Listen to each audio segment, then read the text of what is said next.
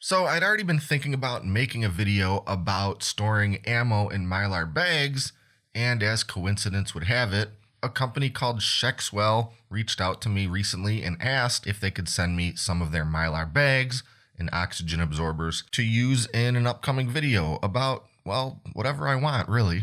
I get emails like this a lot. A company wants to send me something to either review or use in my video and talk about it a little bit. So that's pretty much what happened. It's not an endorsement. It's not a sponsorship. It's really, hey, let's send you this thing and maybe you show it in your video. Maybe people like it. Maybe they don't.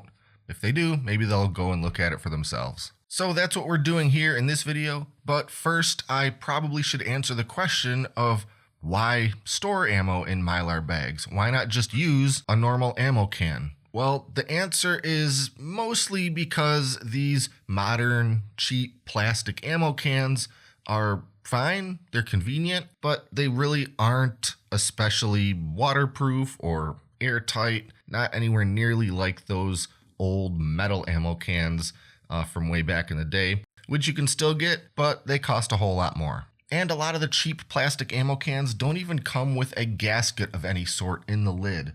This one doesn't have one. It has a groove where I could add my own if I wanted, but that hardly seems like something that I want to bother with. So if we're talking about storing ammo for a pretty long time in anywhere that isn't basically a climate-controlled house, you're going to want to protect that ammo a little better than just sticking it into a plastic ammo can. If you've got a big stockpile that you want to protect for many, many years, or if you are interested in burying ammo in a vault cache of any sort, or in the basement or cellar or barn, or really anywhere that's going to have humidity and temperature fluctuations, you really want to do something to make sure to keep any kind of moisture and humidity out of there so the ammunition doesn't start corroding. So that's where packaging it up into some Mylar bags comes in, and I've made videos in the past using Mylar bags to store food products like rice, and this process is really not a lot different than that. It's just we're not storing food in this particular case, we're storing some ammunition, and these Mylar bags can really be used to store anything you want. Electronic components, medications, really anything that you definitely want to keep away from moisture, air,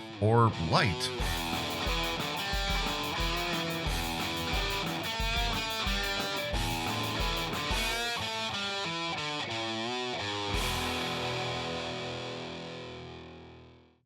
And while I won't be needing all these sizes for this video, I'm going to show real quick all of what the Shxwell company sent me. First, I got this large flat box. Inside is a variety of different sized Mylar bags that include quart, 1 gallon, 2 gallon, and 5 gallon sized bags. Also included are 2 sizable bags of oxygen absorbers in 500 cubic centimeter and 2500 cubic centimeter sizes. And I also got this other variety pack, which includes half pint, 1 quart, and 1 gallon sized bags, and a whole bunch of these 400 cubic centimeter oxygen absorbers. And both kits come with some of these multicolored stick-on labels, though I'm pretty fine just writing on the bags with a Sharpie. All in all, that's 150 Mylar bags and 210 oxygen absorbers. Not too shabby at all. The bags are 7.5 and 10 mil thick, depending on which size, and they seem to be as high of quality as any other Mylar bag I've used in the past. I like the variety kits they sell, and I'll put a couple links in the video description to both of these kits if you want to take a look. Anyway, onto the ammo. Storing ammo, or anything really, in Mylar bags is a pretty straightforward proposition. There's really only a couple things to know. Today I'm going to be using the quart-sized bags, because they're just the right size for how I want to store this ammo. And here's something that I've always found a little weird about this style of Mylar bag. It comes pre-sealed and offers this little notch to tear the top off, just like you've surely seen on food products. Once you rip the top edge off, you can then unseal the Ziploc style closure. But there's nothing in these bags yet, so I'm not sure what the factory seal really accomplishes, so I'll go ahead and snip that off with some scissors so I get a nice straight edge, and now I can open up the bag and start filling it. I'll fill the bag about 3/4 of the way full. I want to leave some room at the top so I can heat seal it in the way I intend.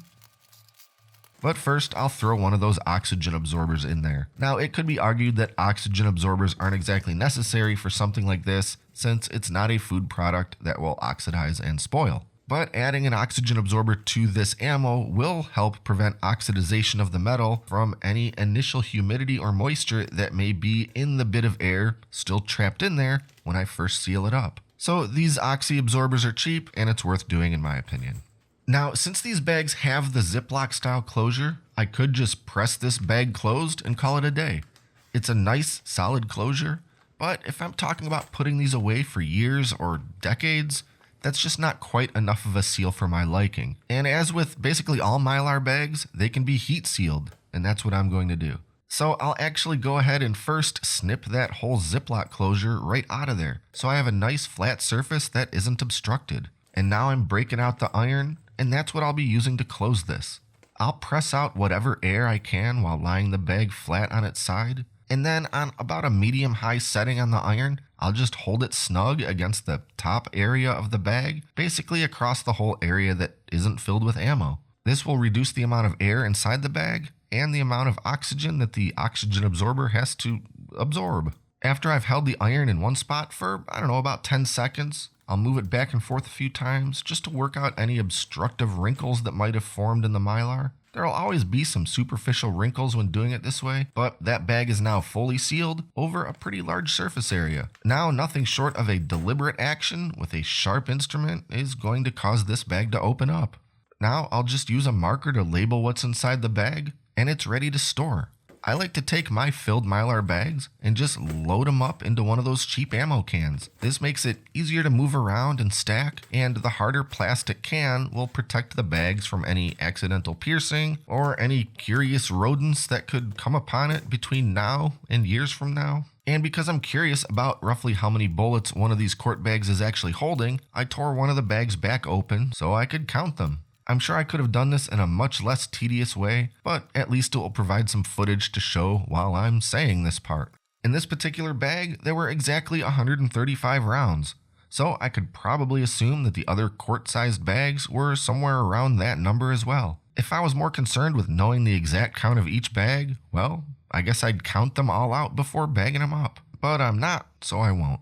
Now, a question I've been asked before when I'm talking about Mylar bags is, why not just use something like an ordinary vacuum seal bag that you'd use with something like a FoodSaver? And while you know that I love my FoodSaver and sealing things in those plastic bags, one of the issues is that they simply don't stay sealed forever. In the freezer, they'll stay sealed an awfully long time, but those plastic bags do have microscopic pores in them, and in sort of a room temperature kind of situation, eventually those bags are going to lose their seal. It's going to let air in there and eventually moisture. Now, I'd love the idea of being able to use a vacuum seal machine to seal Mylar bags, but unfortunately, these smooth Mylar bags do not work in a conventional vacuum seal machine. Those pretty much have to use those textured bags to work. Okay, so what about using just the heating element of the vacuum seal machine to seal the bag instead of having to go through this whole thing with the iron? Well, the answer to that is that those heating elements in the FoodSaver machine simply don't get hot enough or stay hot for long enough. Maybe there's some models that do. Mine certainly doesn't, so it's just not useful for this. But with an oxygen absorber and a regular old iron, I can create a very tight, secure, sturdy seal on that bag and keep my stuff away from oxygen, moisture, and light, and basically everything else. So a pretty straightforward video, and I'll put some links in the video description below to these different Mylar bag kits from the Shxwell company in case you want to check them out. It's a pretty good deal. You get a whole lot of stuff for the price. I guess you can't go wrong there. And as always, be sure to like and subscribe to stay up to date with all our latest stuff. Thanks for watching, and until next time, I'm John, and this is Great Lakes Country.